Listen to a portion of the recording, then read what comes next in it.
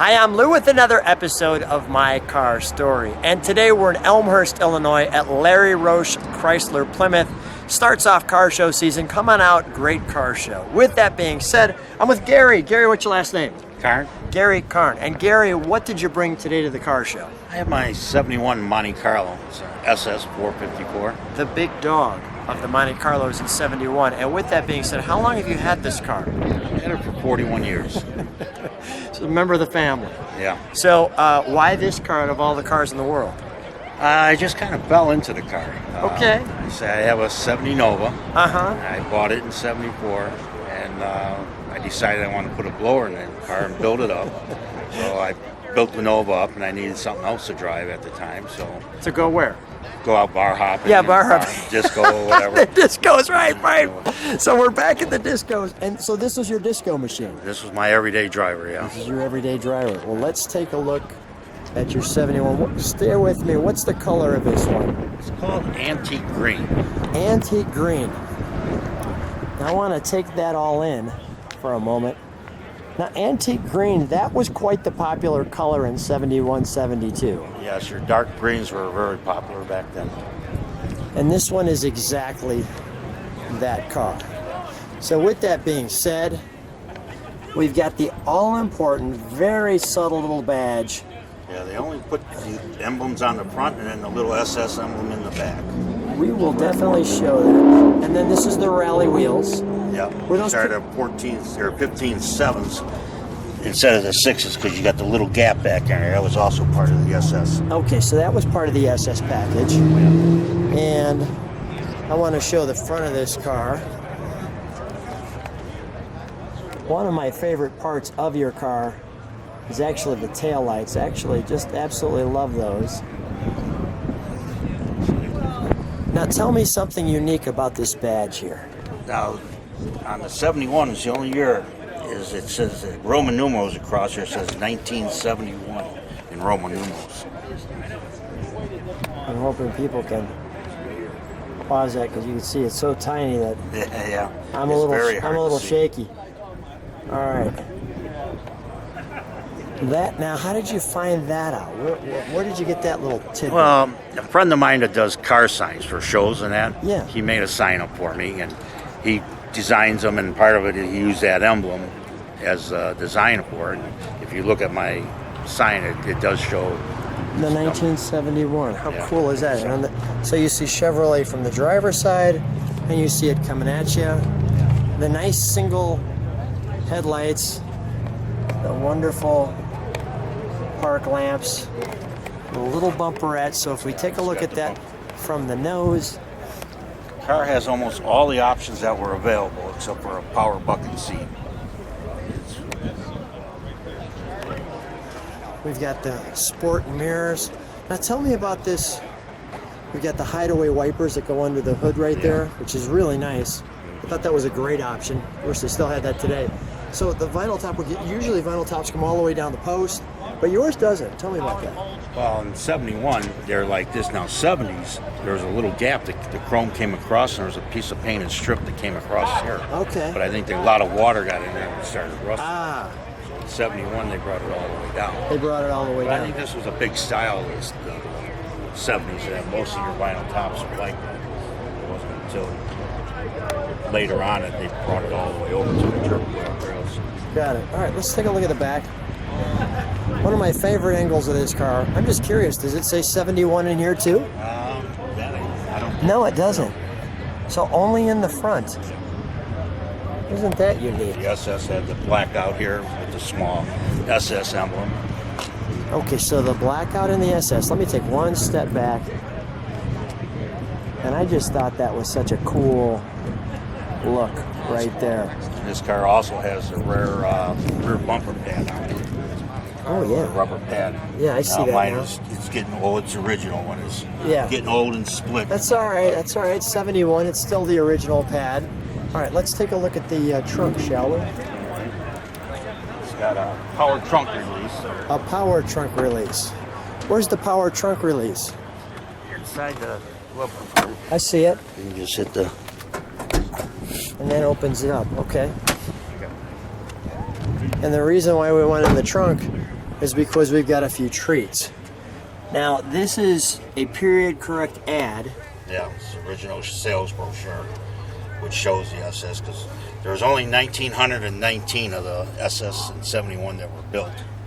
I'll go slow enough where people can see it. Go ahead, sorry. And a lot of people have never seen one, so they could just put badges on there. And tell me what this is. That was at the National Muscle Car Association. They had races back in the late 80s, early 90s, where they brought factory original cars. They had to be original carburetors, cast iron, exhaust. Everything had to be factory on them. So this is you racing? Yeah. Oh my goodness. That was done at US 41. Back in, I believe it was 94. And we got the original instructions. All right, let's shut that. Let's go right to the interior. I want to highlight that tail I lamp. also got my trailer hitch on there. We used to pull a jet ski up. Nice. Nice. Let me feature here. So we've got vinyl door with the carpet. And back to the power. We got power locks, power windows. Got the Chevrolet. We've got Tilt steering wheel in there. And it's got the factory gauges. and the buckets and a lot of rooms. So let's enjoy. So we've got AM 8-track. Now, part of the SS package also in 71 was, I guess they called it the international insignias on the lights and all that. You got them on the lights, radio tuners. This here? Yeah. Otherwise, all the other ones are black and all the other ones. Is that right? Same with the ashtray. I mean, those were the international symbols back. I want to show one 8-track you have.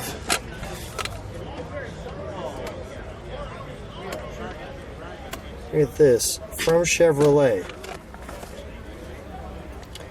The Chevrolet concert sound. And we've got the nice slapstick feel up the center console. And by the way, the CB is period correct. Yeah. We were going out to California in 77, and a friend of mine, or in 79, and he says, oh, we got to put a CD in there because there were no cell phones back in them days. So the only way you could talk to anybody was by CD. Look at that. So there's nothing in here that says SS. No. Nothing that says SS. Okay. And we've got all of those details. You can't really see it, but it's got the auxiliary light package. It has a map light back up underneath so if you want to just have turn it on and see a map or whatever. Yeah. And it also has the lights on the vanity mirror, which weren't a popular option back then. Lights on the van. Well, there's only, Oh, okay, I got you. I see what you're saying. Let's take a look under the hood, shall we?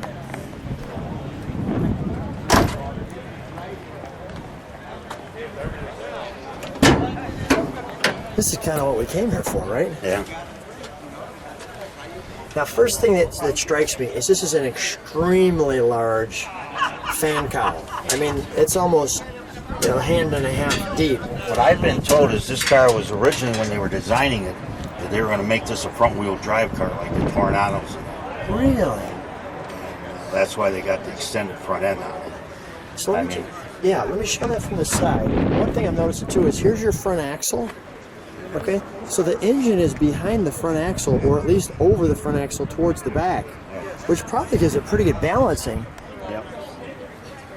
If you had a small block in there, the room between here and the motor, I mean, this tunnel is about 1.5 feet long. Because the small block sits so far back. We got air conditioning on here? Yes, air conditioning. This is automatic level control as part of the SS package. It's a vacuum operated air compressor that when you put weight in the trunk, there's a lever in there that tells it, and it automatically kicks on and raise it back up to the original height. It's only on the SS they had that. Let me show that all-important fender tag.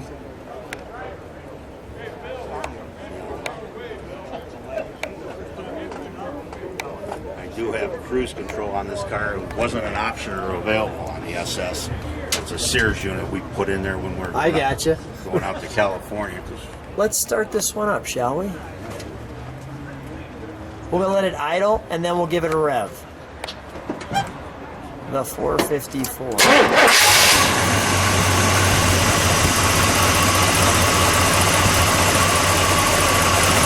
Let me hear that idle. That's a great sound, yes? Yeah.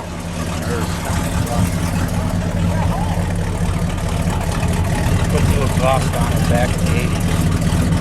I wasn't able to get the regular tailpipes, the original on the car, the ovals. So I just got Let me just listen to it for just a second.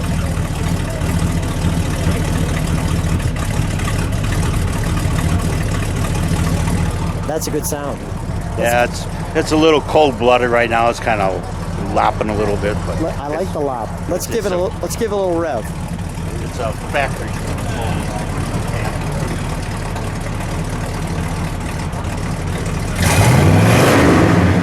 One more time.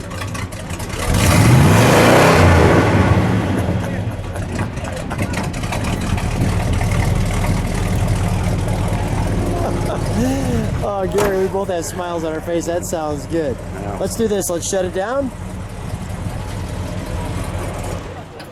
Gary, I love all the, I'm going to turn this around just so that the sun's kind of on you a little bit. Okay. So, one of the things I like is I didn't know about the 1971 in the grill. That was pretty cool. And I didn't know about all the little emblems actually having the little, pieces on there. If people like what they see, subscribe to the channel, hit the bell. You can see all the other cars. Gary, wonderful car. Great condition. Thanks for being such a great caretaker. Thanks for being on My Car Story. thank you, Lou. I appreciate it. My pleasure.